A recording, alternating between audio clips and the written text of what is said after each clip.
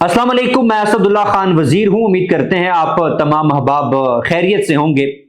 नाजरीन, पाक बहरिया का पीएनएसएफ 54 साल बाद बांग्लादेश के चट्टागुरम पोर्ट पे फॉर द फर्स्ट टाइम लंगर अंदाज हुआ है। आखिर इसकी अहमियत क्या है? क्या पाकिस्तान की जो बहरिया है, पाक बहरिया पाकिस्तान की जो नेवी है, क्या वो बे ऑफ बंगाल में अपनी प्रेजेंस को इंश्योर करेगी? और इसके साथ साथ पाकिस्तान और बांग्लादेश के जिस तेज रफ्तारी के साथ ताल्लुकात बेहतर हो रहे हैं, उस हवाले से हम बात करेंगे। मिलिट्री टू मिलिट्री जो टाइज है उसमें हमें बेहतरी देखने को मिल रही है, और इसके साथ साथ पाकिस्तान और बांग्लादेश के दरमियान डिफेंस पैक्ट्स साइन होने के रिपोर्ट्स भी हमारे सामने आ रही है। उस हवाले से भी हम बात करेंगे। और नाजरीन, सबसे अहम बात यह है कि इस वक्त जब पाकिस्तान का पीएनएसएफ चट्टागुरम पोर्ट पे लंगर अंदाज हुआ, उसके बाद भारतीय जो मीडिया है, इंडियन मीडिया में इस नैरेटिव को प्रमोट करने की कोशिश की जा रही है। भारत को प्रेशराइज किया जा रहा है कि जिस तरह जिया रहमान को असैसिनेट किया गया था, इसी तरह डॉक्टर यूनुस को भी असैसिनेट किया जाए। और भारतीय मीडिया खुलकर इस नैरेटिव को प्रमोट कर रहा है। भारत की जो गवर्नमेंट है उसको प्रेशराइज कर रहा है कि भारत अपना पोस्चर ऑफेंसिव करे और बांग्लादेश के ऊपर अटैक करे, ताकि बांग्लादेश पाकिस्तान के साथ ताल्लुकात को बेहतर ना कर सके। और इसी के साथ साथ यह भी कहा जा रहा है कि भारतीय मीडिया पर कि पाकिस्तान और बांग्लादेश मिलकर जो ग्रेटर बंगला प्लान है उसको एग्जीक्यूट करना चाहते हैं। तो आज हम ये भी समझने की कोशिश करेंगे कि ये ग्रेटर बंगला प्लान क्या है और जो चिकन नेक का कॉन्सेप्ट है ये क्या है। इस हवाले से हम बात करेंगे। और सबसे अहम बात यह है कि बे ऑफ बंगाल की जो जियोपॉलिटिक्स है वो किस तरह चेंज होने वाली है, आज इस वीडियो में हम बात कर लेते हैं। लेकिन सबसे पहले इसके ऊपर एक नजर दौड़ा लेते हैं कि आखिर पाकिस्तान और बांग्लादेश के दरमियान जो ताल्लुकात बेहतर हुए हैं उसके पीछे रीजंस क्या है। आप सब जानते हैं कि 5 अगस्त 2024 को शेख हसीना वाजिद की गवर्नमेंट का खात्मा होता है और वो भारत फरार हो जाती है। उसके बाद डॉक्टर यूनुस की सरबराही में अबूरी हुकूमत बनती है। डॉक्टर यूनुस जब अपनी पॉलिसीज का, बांग्लादेश की पॉलिसीज का एनालिसिस करता है तो वो ये ऑब्जर्व करता है कि बांग्लादेश की तमाम शोबों के ऊपर कंट्रोल भारत का है। और सबसे अहम बात यह है, वो ये देखता है कि बांग्लादेश मिलिटरीली बहुत ज्यादा कमजोर हो चुका है। बांग्लादेश की एयरफोर्स, बांग्लादेश की नेवी, बांग्लादेश की आर्म फोर्सेस भारत ने इंतहाई कमजोर कर दी है।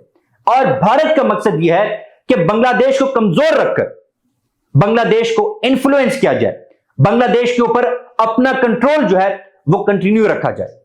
और सबसे अहम बात यह है, डॉक्टर यूनुस साहब ने यह ऑब्जर्व किया, जो बांग्लादेश के करंट पॉलिसी मेकर्स है, उन्होंने यह देखा कि भारत बांग्लादेश के जो वसाइल है, जो रिसोर्सेज है, उनको एक्सप्लॉइट करना चाह रहा है और उन वसाइल को अपने फायदे के लिए इस्तेमाल कर रहा है। और नाजरीन, सबसे अहम बात यह है कि भारत की इस वक्त कोशिश यह है कि बे ऑफ बंगाल के ऊपर कंट्रोल भारत का हो।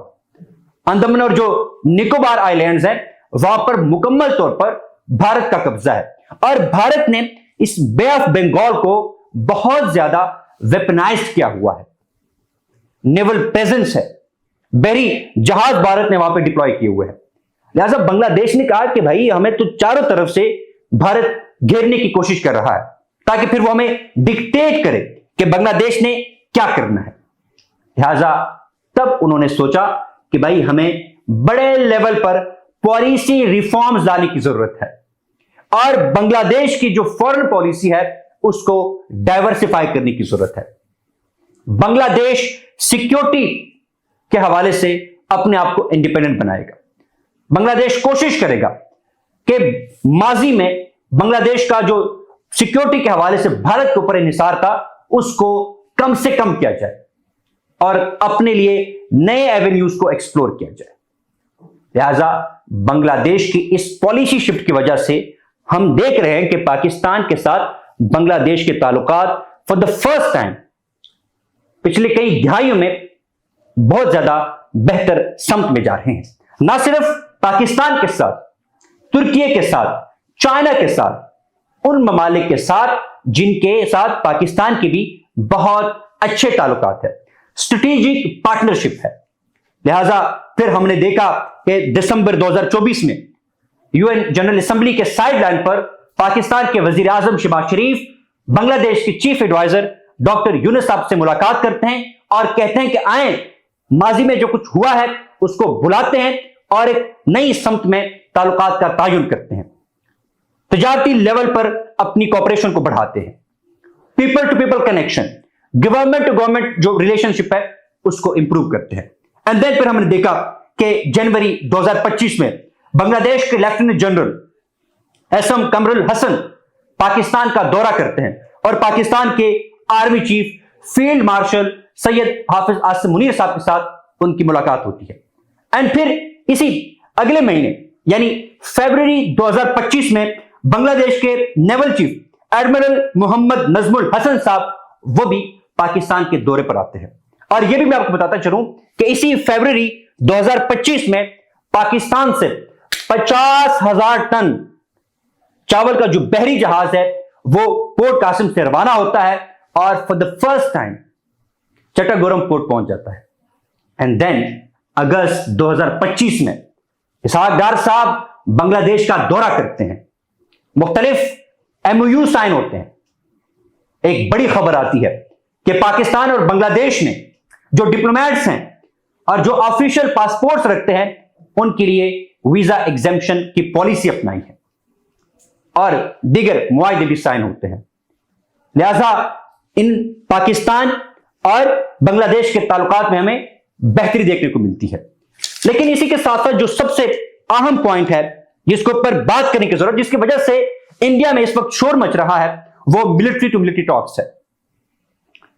और सबसे अहम बात जो मैं आज करने जा रहा हूं, शायद आपने मीडिया पे नहीं सुनी होगी कि नवंबर 3 नवंबर से 7 नवंबर के दरमियान पहली मर्तबा आर्मी टू आर्मी टॉक्स हुई है, जिसको रावलपिंडी डायलॉग का नाम दिया गया है। और इन टॉक्स में जो आर्मी के सतह पर हुई है, आर्मी टू आर्मी जो टॉक्स हुई है, इसमें बांग्लादेश और पाकिस्तान ने मिलिट्री टाइज को एक्सपेंड करने की बात की है, डिफेंस कॉपरेशन करने की बात हुई है और दोनों ने यह इरादा जाहिर किया है कि ताल्लुकात को स्ट्रेटेजिक लेवल पर लेकर जाएंगे। यह एक बहुत बड़ा माइलस्टोन है।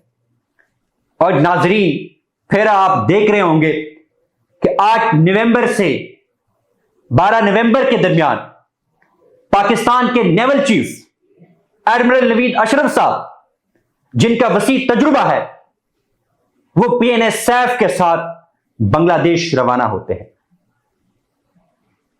और यह दौरा भी बहुत ज्यादा कामयाब रहा है।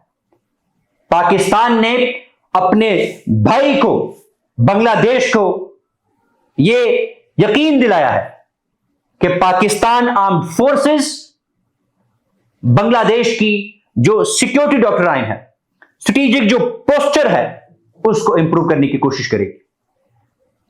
बांग्लादेश को कहा गया है कि हम आपके नेवल फोर्सेस को, एयर फोर्सेस को और आर्म्ड फोर्सेस को मॉडर्नाइज करेंगे। यह भी मैं आपको बताता चलूं कि बांग्लादेश ने ख्वाहिश जाहिर की कि हम अपने जो मैरीटाइम पोस्चर है उसको 3 डायमेंशनल करना चाहते हैं। मैं आपको ये टेक्निकल टर्म समझा देता हूं। ये 3 डायमेंशनल पोस्चर होता क्या है?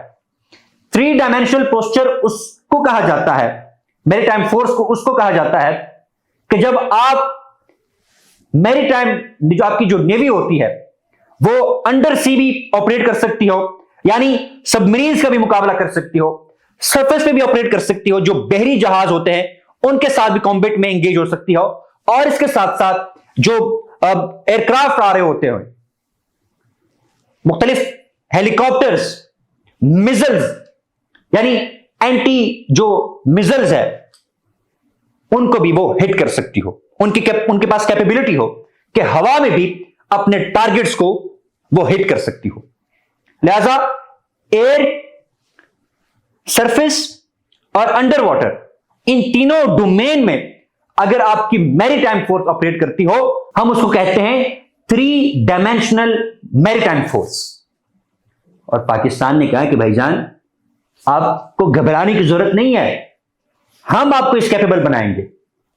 ये मैं आपको बताता चलूं, इस वक्त आपके जहन में सवाल होगा, भाई जरा हमें तो बताएं कि जो बांग्लादेश की नेवी है उसके पास कैपेबिलिटी क्या है। बांग्लादेश की नेवी इतनी मजबूत नहीं है, 50,000 सोल्जर्स हैं। और सबसे अहम बात यह है कि अगर तमाम छोटे बड़े बहरी जहाजों की बात की जाए तो सिर्फ 50 है, 2 आबदोजें हैं और 6 हेलीकॉप्टर्स हैं। ये बहुत लिमिटेड फोर्स है। लेकिन मैंने पिछली वीडियो में आपको बताया था कि पाकिस्तान उन चंद ममालिक के फहरिस्त में शामिल हो गया है जिन्होंने इंडिजिनसली मकामी सतह पर खुदकार बहरी कश्तियां बनाई हैं। अब पाकिस्तान तो फिर जब बांग्लादेश कहेगा कि भाई हमें भी कुछ फिर आप दें, हमारे मिलिट्री को आप मॉडर्नाइज करें, तो फिर पाकिस्तान के पास जो एडवांस मिलिट्री टेक्नोलॉजीज हैं वो बांग्लादेश को प्रोवाइड कर सकता है। लिहाजा यहां से क्या रिफ्लेक्ट हो रहा है कि बांग्लादेश पाकिस्तान की तरफ देख रहा है कि भाई आप हमें सिक्योरिटी गारंटी दें, हम आपके सिक्योरिटी अम्ब्रेला के अंदर आना चाहते हैं। मैंने शुरू में अर्ज किया, इसकी एक और अहम जो रीजन है, बांग्लादेश का जो 60% मिलिट्री इक्विपमेंट है वो चीन का है, चीन प्रोवाइड कर रहा है। और हथियारों का इस्तेमाल अगर कोई बेहतर जानता है तो वो पाकिस्तान की मिलिट्री है। लिहाजा इस वजह से भी मिलिट्री डोमेन में हमें कोऑपरेशन बहुत ज्यादा देखने को मिल रही है। फिर आ जाते हैं बे ऑफ बंगाल के ऊपर। नाजरीन, बे ऑफ बंगाल स्ट्रेटेजिकली इंतहाई अहम बे है, खलीज बंगाल जिसको कहा जाता है। इसकी एक खास बात यह है कि बे ऑफ बंगाल में बेशुमार नेचुरल रिसोर्सेज हैं।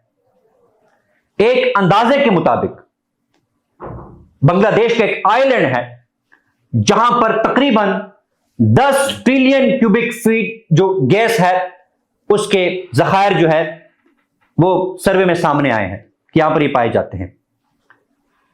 और अगर उसकी कुल मालियत की बात की जाए तो वो तकरीबन 50 अरब डॉलर है। यह सिर्फ मैं एक जगह का आपको बता रहा हूं। फिर यहां पर बेशुमार मिनरल्स पाए जाते हैं। अब इंडिया का प्लान क्या था कि अब बे ऑफ बंगाल में अपनी सिक्योरिटी बढ़ाकर बे ऑफ बंगाल को सिक्योरिटाइज करके इन रिसोर्सेज को हड़प कर लिया जाए। लेकिन बांग्लादेश ने कहा कि ऐसे आसानी से नहीं होगा। पाकिस्तान आया कि भाई हम ये आपको इस तरह करने नहीं देंगे। लिहाजा बांग्लादेश अपनी रिसोर्सेज को खुद ही यूटिलाइज करना चाहता है और इसलिए भी वो पाकिस्तान की तरफ देख रहा है। और बे ऑफ बंगाल की एक और इंपॉर्टेंस यह भी है कि बे ऑफ बंगाल जो मलाका स्ट्रीट है इसको साउथ एशिया से कनेक्ट करता है। मलाका स्ट्रीट को मिडिल ईस्ट से कनेक्ट करता है। तकरीबन 30 से 40% जो वर्ल्ड ट्रेड है वो बे ऑफ बंगाल से गुजरती है। लिहाजा ये इसकी इंपॉर्टेंस है। यहां पर भारत बैठा हुआ है, अपनी नेवी को डिप्लॉय किया हुआ है। जैसे आप सब जानते हैं कि भारत का हेजिमोनिक एजेंडा है कि भाई हम इस तमाम एरिया के ऊपर अपना गलबा हासिल करना चाहते हैं। लिहाजा चीन, पाकिस्तान, तुर्की और बांग्लादेश मिलकर भारत का यह ख्वाब भी कभी पूरा नहीं होने देंगे। ये ममालिक कहते हैं कि भाई यहां पे किसी की डोमिनेंस नहीं चलेगी। हां, अगर आप एक बैलेंस्ड, एक पीसफुल रीजन के खाएं आए मिलके इस रीजन को पीसफुल बनाते हैं, लेकिन भारत का ये एजेंडा नहीं है कि इस रीजन में पीस हो। बहरहाल ये कुछ रीजंस हैं जिसकी वजह से पाकिस्तान और बांग्लादेश के ताल्लुकात में बेहतरी देखने को मिलती है। फिर इसी के साथ साथ पाकिस्तान की जो फॉरेन पॉलिसी है वो भी हमें बड़ी प्रैग्मेटिक नजर आती है।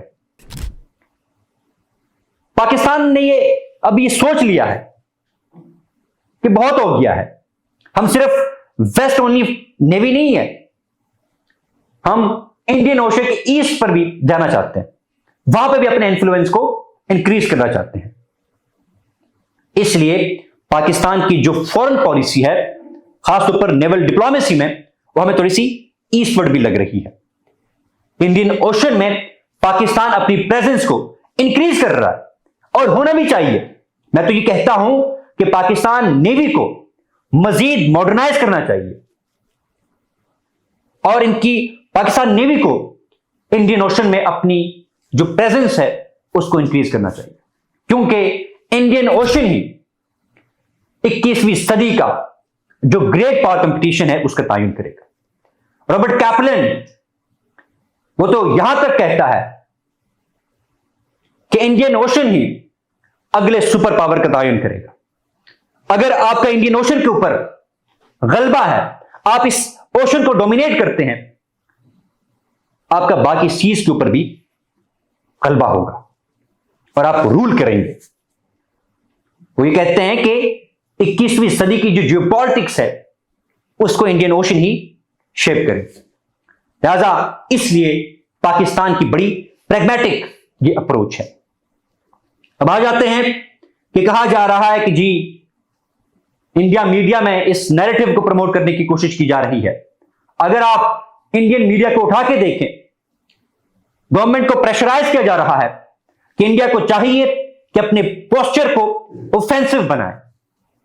यानी यह कहा जा रहा है कि इंडिया बांग्लादेश के ऊपर अटैक कर ले, और यह मनगढ़ंत बातें की जा रही है कि अगर इंडिया ने ऐसा ना किया तो पाकिस्तान और बांग्लादेश मिलकर जो ग्रेटर बांग्लादेश प्लान है, ग्रेटर बंगला प्लान जो है उसको एग्जीक्यूट कर लेंगे।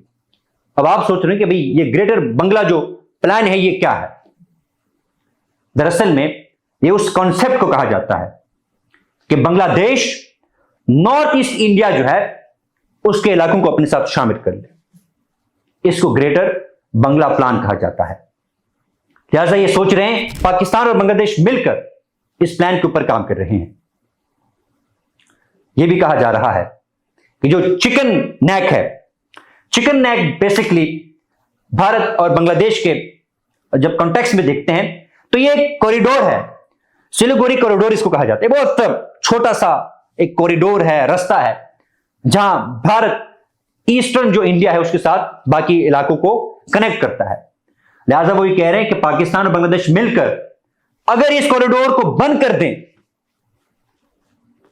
फिर तो भारत नॉर्थ ईस्ट इंडिया जो है वो लूज कर लेगा। इस किस्म की बातें की जा रही है। ये क्यों हो रहा है? ये इसलिए हो रहा है कि पाकिस्तान की फॉरेन पॉलिसी, पाकिस्तान का डिफेंस पोस्चर एक दुरुस्त गामसन है और पाकिस्तान ने डिप्लोमेटिक सतह पर जो अचीवमेंट्स की है बहुत कम अरसे में, ये उसका समर है। लिहाजा मैं ये समझता हूं कि पाकिस्तान को चाहिए कि चीन तुर्की के साथ मिलकर बांग्लादेश के आर्म फोर्सेस को मॉडर्नाइज किया जाए और बे ऑफ बंगाल में इंडिया जिस तरह उसको वेपनाइज कर रहा है, सिक्योरिटाइज कर रहा है और जो उसका हेजेमोनिक एम्बिशन है उसको कर्टेल किया जाए। बहुत बहुत शुक्रिया।